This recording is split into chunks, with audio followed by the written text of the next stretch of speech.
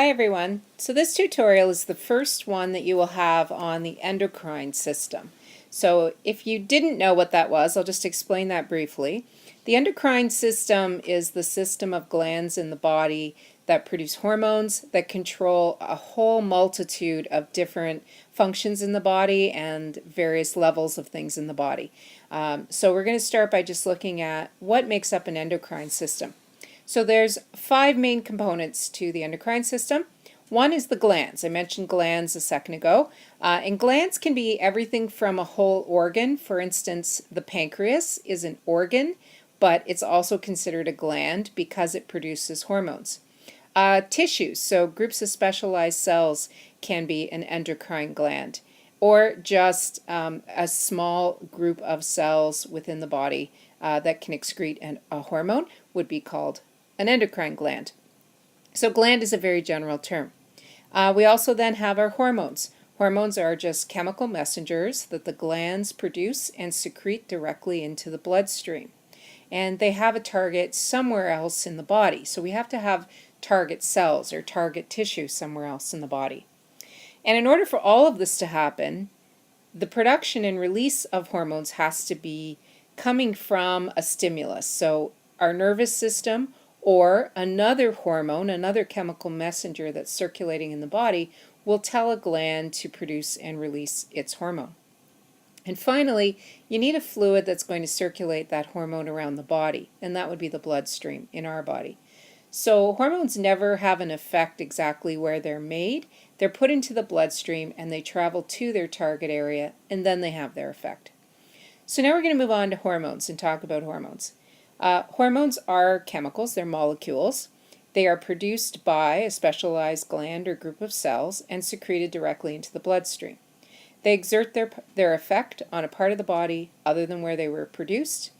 They are only needed in tiny amounts, so your glands just release small amounts of these molecules, and yet they can have a very great impact in the body. They act on a specific target cell or group of cells, usually by controlling the rate of a metabolic pathway, usually by controlling one enzyme in that metabolic pathway. So often hormones, when they get to their target, will either inhibit an enzyme or activate an enzyme in order to control a metabolic pathway of reactions. And the last thing to note about hormones is that they have very specific receptors. When they reach their target cell, they will bind with that receptor, which is just a protein on the outside of the membrane. And because of the protein shape, they fit together, and this initiates or causes a response in the target cells that it has attached to. And the last little thing is just how we classify hormones. So hormones are divided up into 2 groups. They're either made of protein or they are lipid-based. And the lipid-based proteins are known as steroids. And we all have heard of steroids. So some really common steroids would be the cholesterols. We know they're not water-soluble. And the sex hormones like estrogen, testosterone, and progesterone. And a final one that I've listed here in the note is cortisol. It's not a hormone that you probably know a whole lot about, but it's a very important one that we'll be talking about next week. The protein hormones, this is what most of the hormones are. Some are quite small, some are quite large proteins. And some examples of protein hormones include oxytocin, which we're going to talk about in a minute. Endorphins, these are the brain hormones that you feel that's part of a runner's high. Insulin and growth hormone. Now, protein and steroid hormones behave very differently when they get to their target cells. And this is an independent learning assignment that I'm going to be giving you. I would like you to learn how protein and steroid hormones behave when they get to their target cells, and write yourself a little note in your notebook about those differences. So here's a diagram showing the major endocrine glands of the human body. We'll start up in the brain. And in the brain, we see mention of this structure called the pineal gland. It's not a gland that we study in this endocrine section of the unit. We will look at it when we do study the brain anatomy in detail. Basically, it's the gland that releases neurotransmitters into the brain that help make you sleepy. They control your sleep cycle, for instance. They have a role in mood, and they actually play a role in sex drive as well. But here's a really important gland, the pituitary gland. We're going to spend a lot of time in this video talking about the pituitary gland, a little teardrop-shaped structure in the base of the brain. Right in your neck, at the front of your neck, is the thyroid gland. And what this diagram doesn't show you is that there are 4 tiny little glands on the thyroid gland called the parathyroids. And we're going to be looking at those in this unit. The thymus, we don't study the thymus in this course, but it's right there just under your sternum. The adrenal glands, you have a left and right adrenal gland. They sit on top of your kidneys. The pancreas, in your abdomen, just a little bit left of center. And you probably already know the pancreas produces insulin, a very important hormone. And then we have the gonads, or the sex glands. And so in females, that would be the ovary. In males, that's the testes, and these are glands that produce the sex hormones like estrogen and progesterone and testosterone. So these are the glands that we're going to be focusing on in this part of the unit. So we're going to focus now on the pituitary gland, and it's often referred to as the master gland because this is a gland that produces a range of hormones that then go and control other glands in the body. So I think of it as like the master puppeteer of your glands of your body. We say at the top of the note here, the pituitary gland exemplifies neuroendocrine interaction.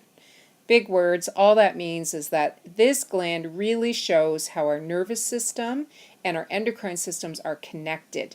So our glands don't release hormones unless they've been stimulated by our nervous system.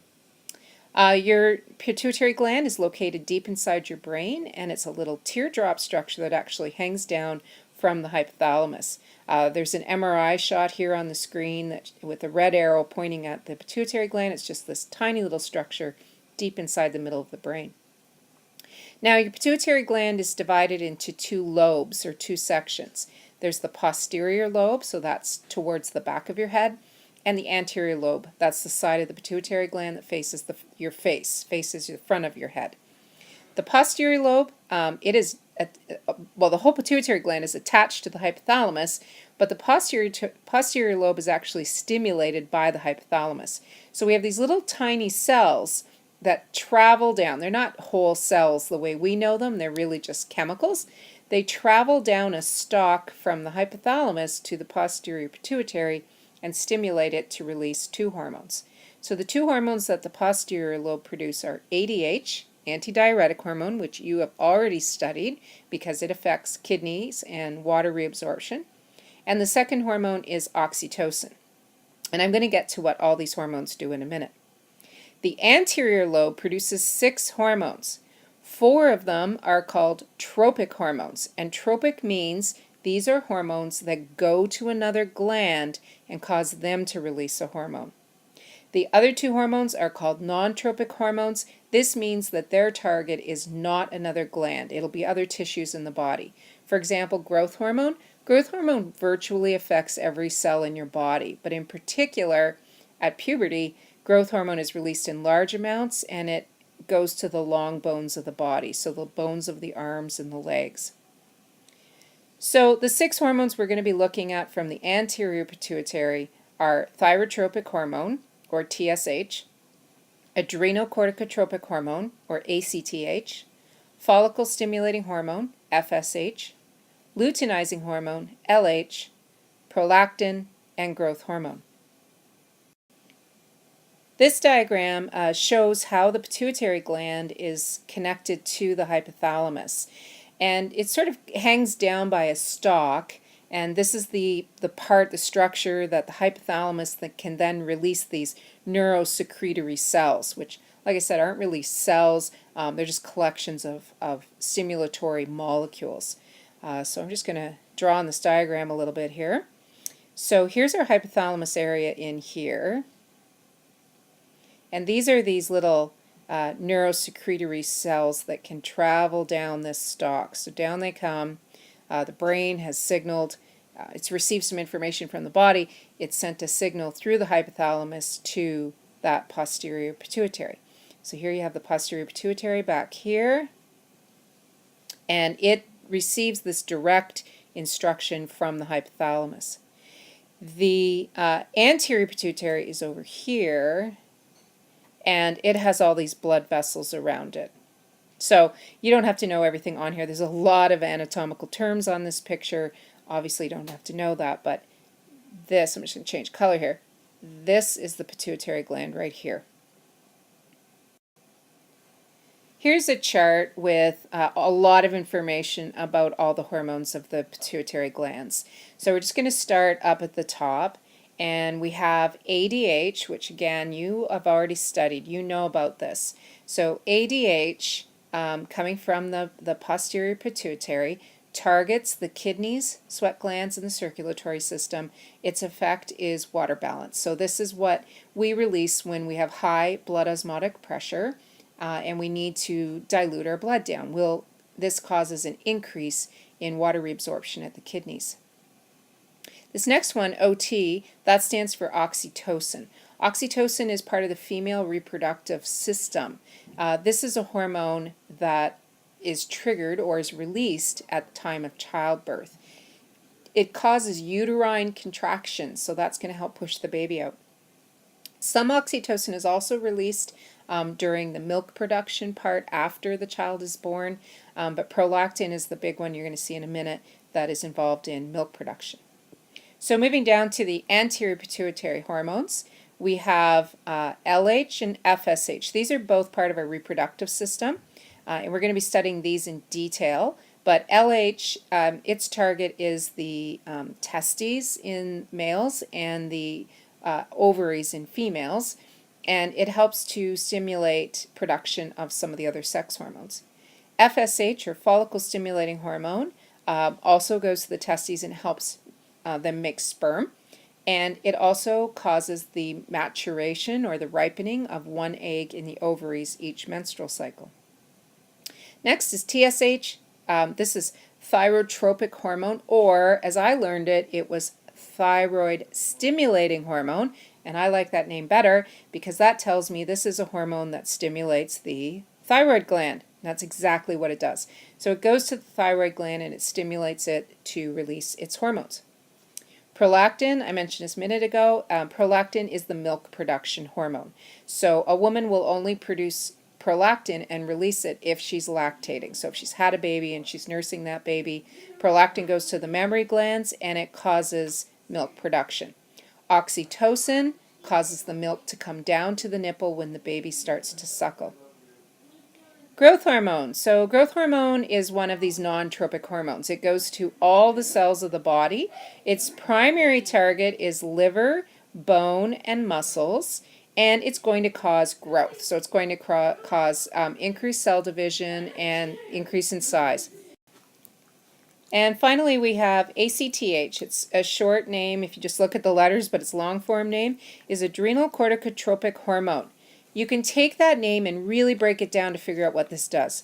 So adrenal corticotropic means it's tropic, it goes to another gland. The gland it goes to is the adrenal gland, or the adrenal cortex to be specific.